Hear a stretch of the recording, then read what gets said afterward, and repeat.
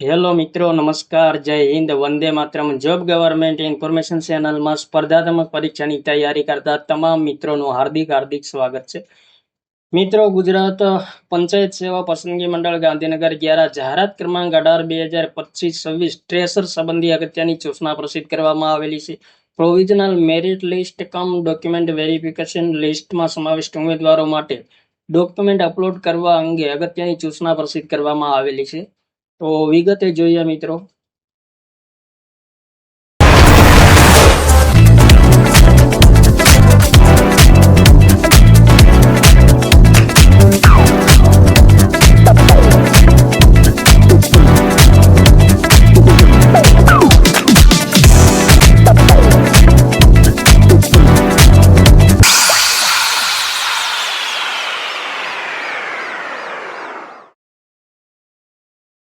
જાહેરાત ક્રમાંક 18/2025-26 tracer સંવર્ગની CBRT પદ્ધતિથી MCQ પ્રકારના હેતુલક્ષી પ્રશ્નોવાળી સ્પર્ધાત્મક પરીક્ષા 3/2/2024 રોજ યોજવામાં આવેલ હતી, જેનું પ્રોવિઝનલ મેરિટ લિસ્ટ કમ ડોક્યુમેન્ટ વેરિફિકેશન લિસ્ટ 20/5/2024 રોજ પ્રસિદ્ધ કરવામાં આવેલ હતું, જેમાં સમાવિષ્ટ કુલ 234 ઉમેદવારોના ડોક્યુમેન્ટ વેરિફિકેશન ઓનલાઈન ચકાસણી કરવા મંડળ દ્વારા નિર્ણય કરવામાં આવેલ હોય. પ્રોવિઝનલ મેરિટ લિસ્ટ કમ ડોક્યુમેન્ટ વેરિફિકેશન લિસ્ટમાં સમાવિષ્ટ ઉમેદવારોએ પોતાનું ડોક્યુમેન્ટ ઓનલાઈન અપલોડ કરવાના રહેશે, જે અંગે નીચે મુજબની વિગતવાર સૂચનાઓ ધ્યાને લેવા સંબંધિત ઉમેદવારોને જણાવવામાં આવેલ છે.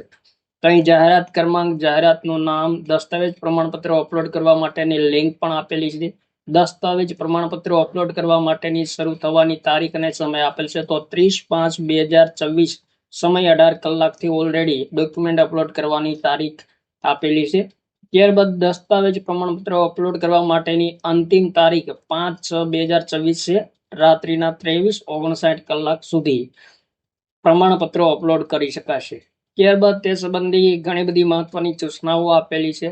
સૌપ્રથમ ઉમેદવારે અહીં વેબસાઇટ આપેલી છે, તેમના પર જઈ જાહેરાત ક્રમાંક પસંદ કરી પોતાનો કન્ફર્મેશન નંબર અને જન્મ તારીખ નાખી લોગિન થવાનું રહેશે. પ્રમાણપત્રો અપલોડ કરતા પહેલા સ્ક્રીન પર આ અંગે સૂચનાઓ ધ્યાનથી વાંચી તે અનુસરીને ઉમેદવારોએ પેરા નંબર 10, તો પેરા નંબર 10 મિત્રો અહીંયા આપેલો છે. તો પેરા નંબર 10 અહીંયા આપેલો છે, તે મુજબ તમામ પ્રમાણપત્રો અપલોડ કરવાના રહેશે.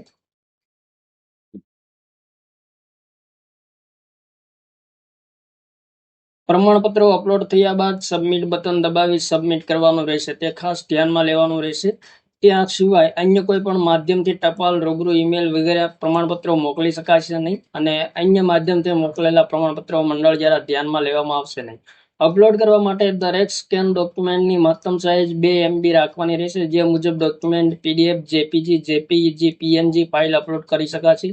ઉમેદવારે લાગુ પડતા પોતાના તમામ ડોક્યુમેન્ટ વ્યવસ્થિત રીતે સ્કેન કરી સુવાસ્ય રીતે કલર કોપીમાં અસલમાં અપલોડ કરી ફરજિયાત સબમિટ કરવાના રહેશે. લાલ પૂતળી કરેલ વિગતોમાં ઉમેદવારોએ ફરજિયાત જે તે પ્રમાણપત્રો અપલોડ કરવાના રહેશે, અન્યથા ડોક્યુમેન્ટ સબમિટ થઈ શકશે નહીં.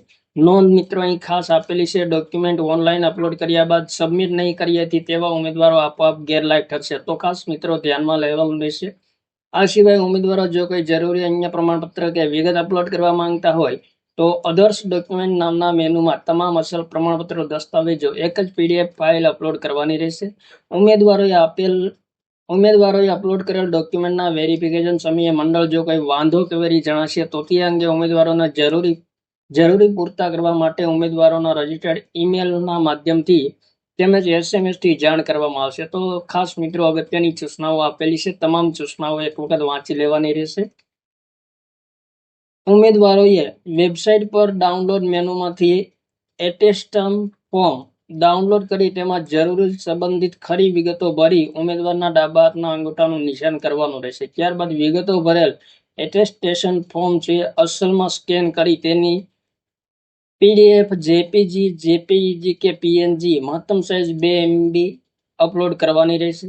અહીં ખાસ નોંધ આપેલી છે, એટેસ્ટેશન ફોર્મની તમામ કોલમમાં સમાવિષ્ટ વિગતો દર્શાવવાની રહેશે અને લાગુ પડતું ન હોય તેવા કિસ્સામાં નોટ એપ્લિકેબલ દર્શાવવાનું રહેશે. એકવાર ડોક્યુમેન્ટ સબમિટ થયા બાદ તેમાં કોઈ ફેરફાર થઈ શકશે નહીં, તો ખાસ ધ્યાનમાં લેવાનું રહેશે. ઉમેદવારોએ પોતાને લાગુ પડતા અને જાહેરાતની જોગવાઈ મુજબ સમય મર્યાદા દરમિયાન માન્ય હોય તેવા અસલ પ્રમાણપત્રો કલર કોપીમાં અપલોડ કરવાના રહેશે. તો અહીં મિત્રો ઉમેદવારોએ અપલોડ કરવાના આધાર પુરાવા આપેલા છે. વય અંગેના આધાર પુરાવા માટે કોઈ પણ એક રહેશે. શાળા છોડ્યાનું પ્રમાણપત્ર, સક્ષમ અધિકારીનું જન્મનું પ્રમાણપત્ર, એસએસસી ક્રેડિટ સર્ટિફિકેટ, શૈક્ષણિક લાયકાત અંગેના પ્રમાણપત્રો ફરજિયાત રહેશે. ત્યારબાદ ત્રીજા નંબર પર સિવિલ ડ્રાફ્ટમેન સર્ટિફિકેટના તમામ વર્ષ સેમેસ્ટરની માર્કશીટ રહેશે. તો સિવિલ ડ્રાફ્ટમેન સર્ટિફિકેટના તમામ વર્ષ સેમેસ્ટરની માર્કશીટની પ્રમાણિત નકલ અપલોડ કરવાની રહેશે. ધોરણ 10ની માર્કશીટ, ત્યારબાદ ધોરણ 12ની માર્કશીટ, જાતિ પ્રમાણપત્ર, એસસી એસટી ઉમેદવારો માટે લાગુ પડતા પ્રમાણપત્રો, એસીબીસીના ઉમેદવારોએ લાગુ પડતા પ્રમાણપત્રો, તમામ મિત્રો ફૂદડી દર્શાવેલી છે, ફરજિયાત છે. ઈડબ્લ્યુએસના ઉમેદવારો માટે, માજી સૈનિકો માટે. ત્યારબાદ રમતગમતના ઉમેદવારો માટે ઓનલાઈન અરજી, રમતગમત અંગેના કોલમમાં યસ લખનારા ઉમેદવારોએ ફરજિયાત દર્શાવવાનું રહેશે. તો એની પણ ફૂદડી આપેલી છે, તો ખાસ મિત્રો દર્શાવવાનું રહેશે. કોમ્પ્યુટરના જ્ઞાન અંગે ફરજિયાત વિગતો દર્શાવવાની રહેશે. એટેસ્ટેશન ફોર્મ ફરજિયાત. ત્યારબાદ નામમાં વિસંગતતા હોય તો લાગુ પડતું હોય તો તેવા ઉમેદવારોએ ખાસ મિત્રો વિસંગતતા હોય તેના લગ્ન નોંધણી પ્રમાણપત્ર અથવા તો તે અંગેનું સોગંદનામું દર્શાવવાનું રહેશે.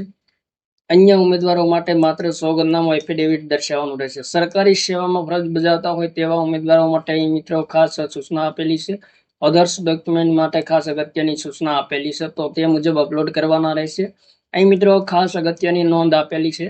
ઉપરોક્ત તમામ ડોક્યુમેન્ટ ફરજિયાતપણે અસલમાં જ સ્કેન કરીને અપલોડ કરવાના રહેશે. ઝેરોક્સ કે પ્રમાણિત નકલની સ્કેન કોપી માન્ય ગણવામાં આવશે નહીં. ડોક્યુમેન્ટ અપલોડ કર્યા બાદ ફરજિયાત સબમિટ કરવાનું રહેશે.